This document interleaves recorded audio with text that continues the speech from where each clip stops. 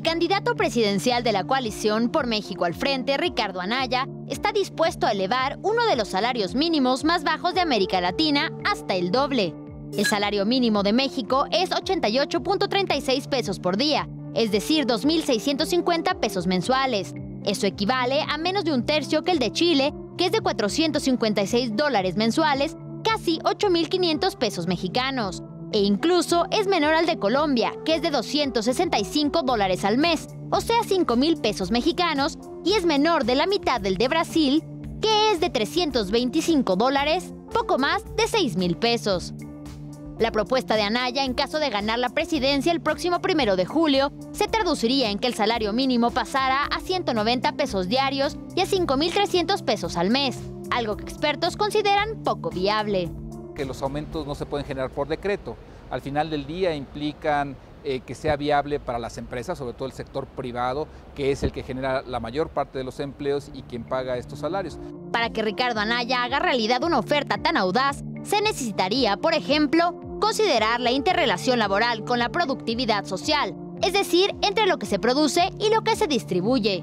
La política salarial vinculada a la productividad social, donde se piense que no solamente deban ser los salarios mínimos, sino los salarios en general los que se muevan, la política fiscal redistributiva, donde tanto los apoyos le lleguen a los que menos tienen, es decir, a las empresas que menos tienen, como los impuestos los paguen quienes más tienen.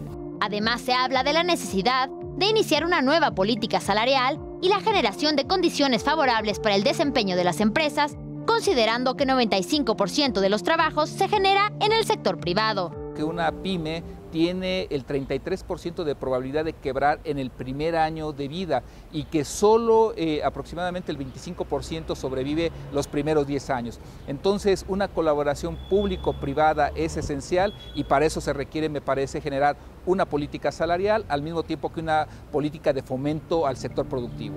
Otra de las propuestas de Anaya que han generado más ruido es la de hacer de México uno de los primeros países en introducir un ingreso básico universal. Esto no es un sueño guajiro, es un planteamiento serio y es absolutamente realizable. Ya se iniciaron, de hecho, los primeros ensayos del ingreso básico universal en distintos países del mundo con excelentes resultados. Esta ha sido denominada como la principal oferta del Frente por México en materia de política social.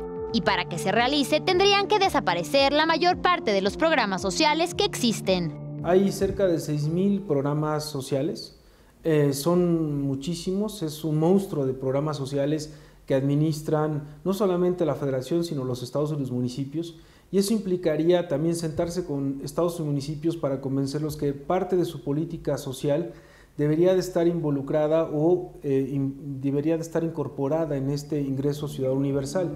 Según datos del Instituto Nacional de Estadística y Geografía, en México solo 14% de los trabajadores gana un salario mínimo. La mayoría, que abarca el 47%, gana más de 1 y hasta 3 salarios mínimos. Con imágenes de Anaya para el financiero Bloomberg, Elena Lozano.